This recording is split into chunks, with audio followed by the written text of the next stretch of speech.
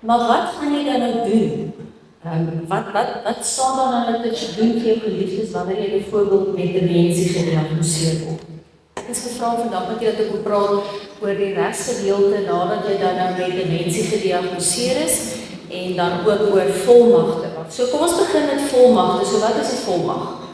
'n Volmag is 'n regsdokument waarin een persoon wat gewoonlik 'n prinsipaal genoem word aan 'n ander persoon wat die agent of die gevolmagtigde is, sekere bevoegdhede en regte gee om namens daardie persoon op te tree. En in Suid-Afrika kry ons dan twee tipes volmagte. Ons kry 'n algemene volmag en ons kry 'n spesiale volmag. Nou 'n algemene volmag is presies net wat dit sê, dit is 'n wye bevoegdhede wat jy aan 'n spesifieke persoon sal gee. En dit sal tipies wees wanneer jy byvoorbeeld vir 'n jaar vir jou kinders oor see gaan kuier. Jy het eiendomme aan hierdie kant, jy het transaksies wat moet gebeur, sekere ekonomiese handelinge en jy is nie self hier om dit te kan behartig nie. Dan sal jy byvoorbeeld aan jou kind, jou prokureur, jou broer, jou man 'n algemene volmag gee.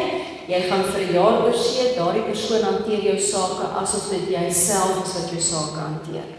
Wanneer jy dan terugkom van oorsee af, dan gaan jy daardie volmag herroep. Dan kry jy natuurlik ook 'n spesiale volmag en 'n spesiale volmag gee jy gewoonlik vir 'n persoon vir 'n spesifieke handeling, vir 'n spesifieke ekonomiese transaksie. Tipies sal dit dan nou wees 'n eiendomstransaksie. Daardie volmag het spesifieke bepalings en sê dan dat die persoon wat namens jou optree mag net sekere handelinge verrig. Daardie volmag verval dan outomaties wanneer daardie spesifieke transaksie afgehandel is. Daar is dan natuurlik ook beperkings op volmagte. 'n Volmag verval outomaties wanneer jy te sterwe kom, wanneer jou boedel insolvent verklaar word, wanneer jy onbevoeg verklaar word om jou eie sake te hanteer, soos byvoorbeeld wanneer jy met demensie gediagnoseer word. Want in Suid-Afrika het ons geen enduring power of attorney nie, want ons reg sê dat jy moet te alle tye die mental capacity hê om jou volmag wat jy gegee het te kan herroep. So met die gevalle wat ek hierbo genoem het, kan jy nie die volmag herroep nie en daarom sê die reg word outomaties herroep. Maar wat gaan jy dan nou doen? Wat staan dan nou dat jy doen vir jou geliefdes wanneer jy byvoorbeeld met demensie gediagnoseer word? Jou geliefdes het dan die keuse, want jy gaan dit natuurlik nie self kan doen nie, maar jou geliefdes het dan natuurlik die keuse dat daar vir jou 'n administrateur aangestel word of 'n kurator. 'n Administrateur is iemand wat jou geliefdes self kan deur middel van 'n proses by die meester aansoek doen voor. Kom ons kyk gou daarna. Dit is 'n proses wat gedoen word deur die meester van die Hooggeregshof. Jou familie het nie 'n prokureur nodig nie, so dit is 'n baie goedkoper proses. Dit is veronderstel om 'n baie eenvoudiger proses te wees, alhoewel die meester voorgeskrewe dokumente het wat ingevul moet word, ook voorgeskrewe vereistes. Daar gaan ook expert verslae moet wees. Hulle gaan dan vir jou 'n administrateur aanstel en daardie administrateur gaan jou finansiële sake hanteer. Die beperkings om 'n administrateur te kry is gewoonlik jou boedel moet klein wees. In regsterme sê ons jou boedel moet gewoonlik kleiner as R250.000 wees. Anders gaan ek hier raad, 'n administrateur nie vir jou werk as hy groter as R250.000 is. So indien jy dan 'n groter boedel het, is die opsies dat daar vir jou 'n kurator aangestel word. Kom ek gaan met julle deur die proses van hoe word 'n kurator vir jou aangestel. Jou familielede kom agter of hulle was reeds by 'n dokter en jy is reeds gediagnoseer met demensie en jy het aansienlike besigheidsbelange, jy besit eiendomme, het sy verhuurings, besigheidstransaksies op 'n daaglikse basis en jy kan dit nie meer self hanteer nie. Dan sal hulle tipies na my toe kom, vir my die situasie verduidelik, dan sal ek hulle adviseer dat daar moet vir jou 'n kurator aangestel word.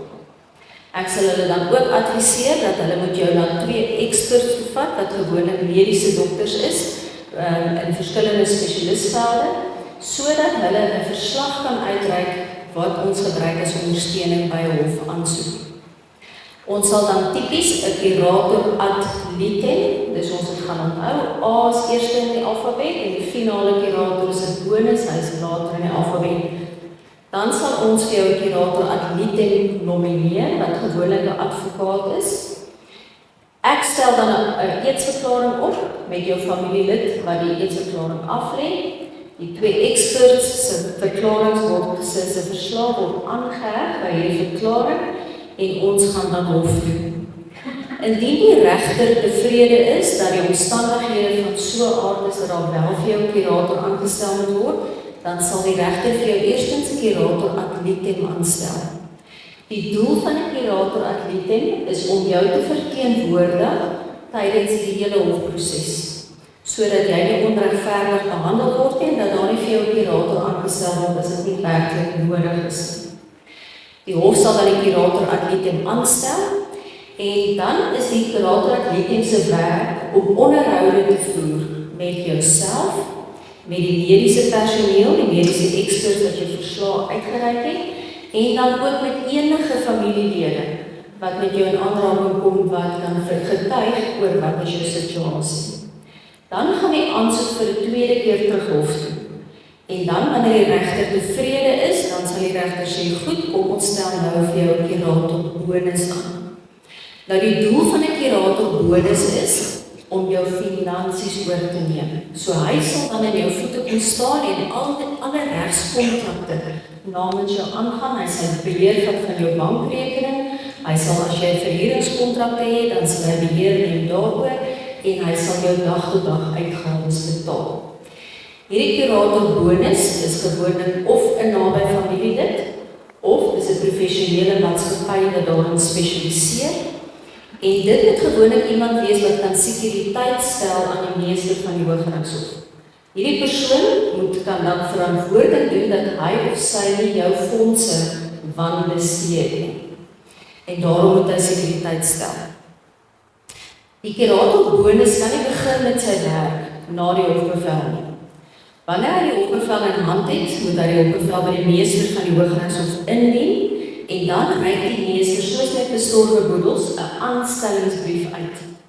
En dan met daardie aanstellingsbrief in hand kan hierdie kurator bonus nou jou saak hanteer. 'n Kurator bonus in Suid-Afrika word gewoonlik aangestel vir 'n onbepaalde tydperk. Indien jy dan genees van jou geestestoestand, kan jy terug aan hof toe en jy kan vir die hof vra dat die kurator bonus aanstelling opgeskort word. Andersins staan hy vir altyd. Hy moet dan ook op 'n jaarlikse basis aan die meester verslag doen van wat het hy met jou geld gedoen. En die meester hou dan 'n wakende oog oor wat gebeur. Dan kry ons 'n derde tipe kurator wat aangestel word en dit is 'n kurator ad personam.